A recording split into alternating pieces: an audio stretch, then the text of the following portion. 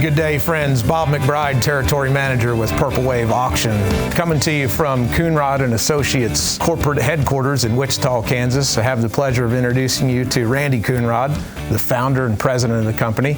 Purple Wave will be conducting their retirement auction on May 4th. Randy, appreciate you joining us today, and thank you for the opportunity to go to work for you. Can you tell us a little bit about your company, the history of your company, etc.? You bet. I'm very proud of it. The heritage of our company goes way back. 1921, Clarence Vollmer started Clarence Vollmer Construction Company.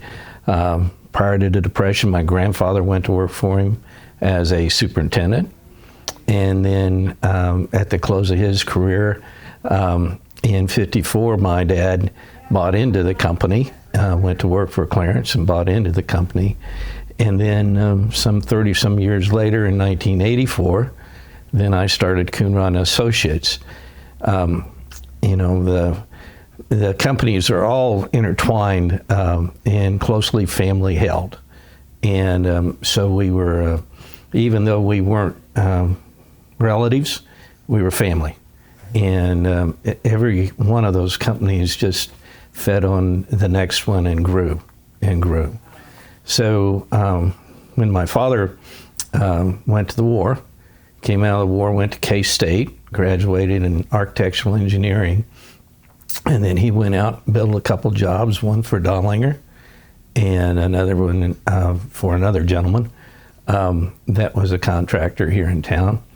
And then Clarence asked him to come into the company to maybe get ownership of it. And he did that with another partner, Doyle Walls, and Clarence's son, George.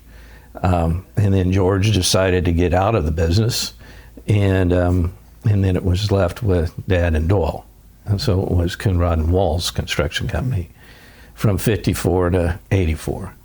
I came on the scene and worked for my father for 10 years, went to K-State, graduated in civil, came out, had a stint in the Army, and then worked for him for 10 years and then started Coonrod and Associates. The people that went to work for Coonrod and Associates were working for Coonrod Walls. And so there was a transition from that company dissolving to us starting. It's an interesting thing, which is always good when you have a closely held company, and even the employees recognize that not one man missed a paycheck from one company to the next. And so we were kind of very proud of that. Yeah, it's nice. We're a self-performing contractor, so that's why you see we have quite a bit of equipment back here. Mm-hmm. And we did all the trades, so we did our own dirt work, steel erection, masonry work, and concrete work, and even delved in some of the finish work. So in doing so, we acquired equipment. In our early years in Coonrod and Associates, we did a lot of work with the Corps of Engineers at Fort Riley. That actually built our wealth in the company and our financial stability. And then we always did schools. My father and Doyle did schools all over the state of Kansas, and worked on every major university in the state: Pittsburgh, Emporia, KU, K-State, WSU. So we were very proud of that, and most of the community colleges, or a lot of them, they built those when they started. Nice. So history in the school business with my dad was the bailiwick of the company's work, and we continued that. Dad and Doyle didn't want to do government work. When I came to work, we started doing government work, and so I added that to our resume along with the schools. Mm-hmm. In public buildings. We normally didn't do development work, it was public work. So it was on the bid table, and we got a very good reputation of architects, owners wanted us to do their work, and still do. Mm-hmm. So that's been very, very rewarding. But I can't do this forever, don't want to do this forever. I have some other things I'd like to do. My partner, Scott, that is still with us, we're going to finish this out. And so this is phase one of our downsizing Coonrod and Associates, and so this sale is part of that. We will have another sale at the completion of the remaining work, which is probably within the next 2 years. Randy, explain the self-performing part of your business. What does that mean for the folks at home that may not understand that? Well, when I was with Coonrod and Walls, we were union. Everybody in town was union. All the major contractors were union. The unions kind of priced themselves out of their jobs, and most all the contractors went to what we call a merit shop. And I did that same thing when I started Coonrod and Associates. I never signed union contracts except with the bricklayers, which is a art to me, a skill and an art. And have been very proud that we build the best masonry in the state of Kansas, and always have, with these union men. Everybody else is merit shop. In order to be a self-performing contractor, you want to have your own equipment. And so right from the start, we started gathering equipment. Actually bought $500,000 from Coonrod and Walls when I started Coonrod and Associates of used equipment. And then we build on that. We buy both used and new equipment. We buy equipment that we utilize on our jobs. If it's equipment that we don't use very much, we rent it. But that we use, we generally buy it.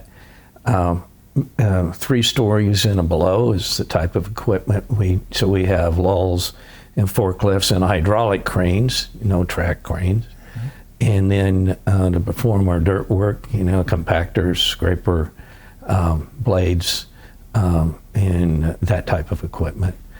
Masonry, we've got the scaffolding and the mixers and the saws and all the lift equipment needed with that.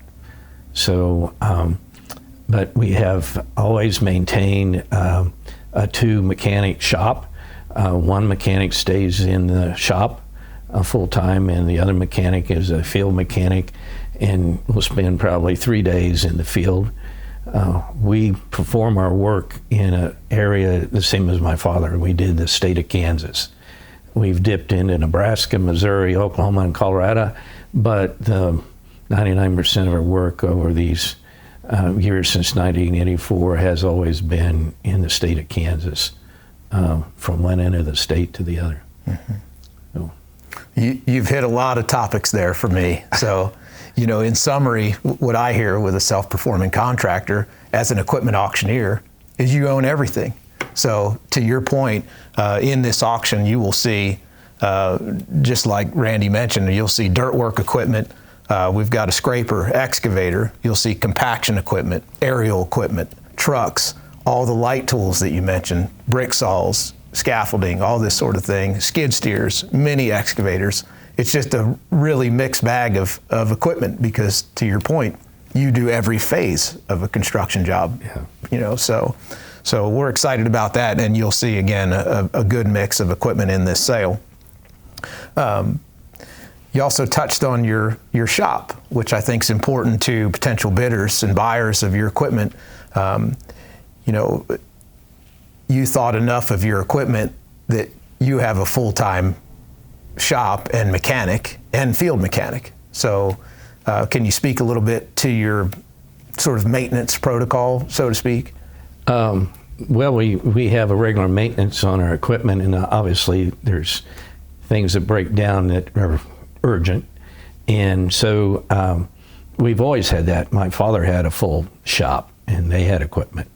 So I've kind of learned from them with that. And normally we had a truck driver to deliver everything, and then the 2 mechanics, one being a field.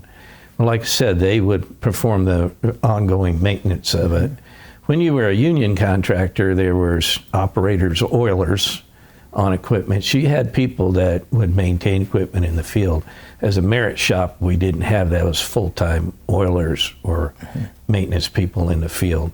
So our people can do it in the field, but they're more valuable to me building that job than they are working on equipment. Mm-hmm. So that's why I kept up the field mechanic as well as the in-house shop mechanic. That's great.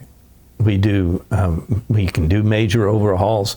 It just depends on the timing when we're trying to get that piece of equipment back into operation, whether we send that out to be fixed or we do it in-house. Mm-hmm.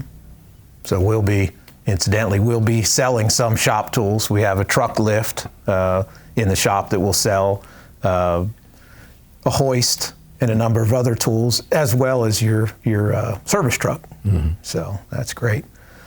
Like to talk about or touch on your retirement plan in detail. So you mentioned you still have work in process. So this auction that we're conducting is the biggest tranche, so to speak. I mean, we're liquidating all the assets that are at your corporate headquarters. You've sold the real estate, is that correct? Yes. And so the lion's share of the equipment will be represented in this first auction on May 4th, but you do have some additional jobs. I think you mentioned a couple years worth of work yet to complete. So we've got, and this is the way we planned it, is to start this. If we would wait and have a sale in 2 years, that's what it's going to take us to finish that work that we have on the books.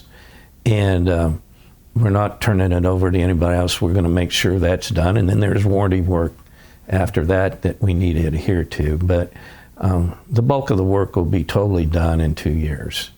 And but we'll be scaling down as we go. So for owners, they've been very comfortable and cooperative with us. I've insisted that we will maintain whatever they need on their projects will be done, even though we're heading to retirement.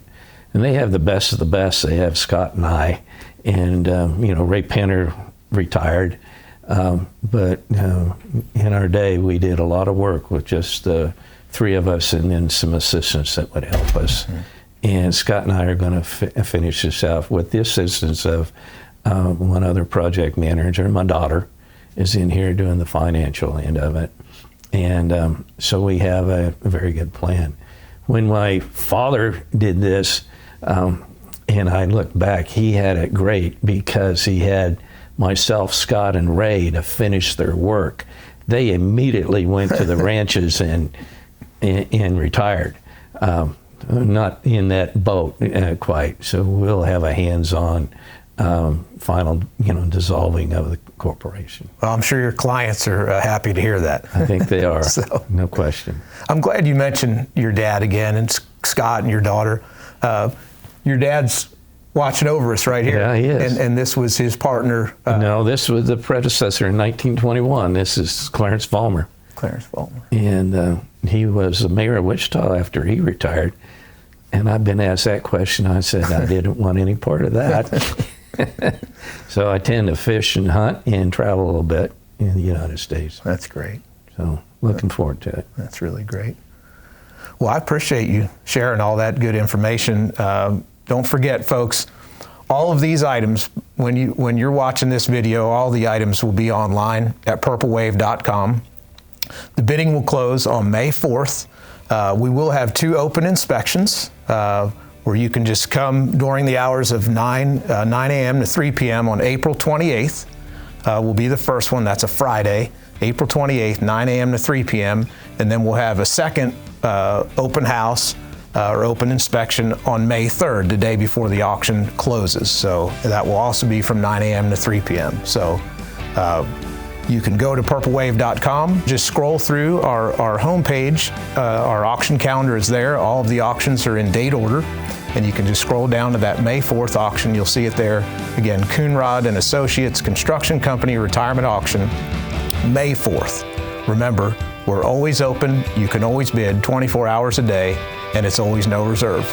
We appreciate your time today. Thank you for the opportunity to work for you and be a part of this phase of your business. We sure appreciate your trust and the opportunity to go to work for you. And thank you all, folks. Again, purplewave.com. Thank you.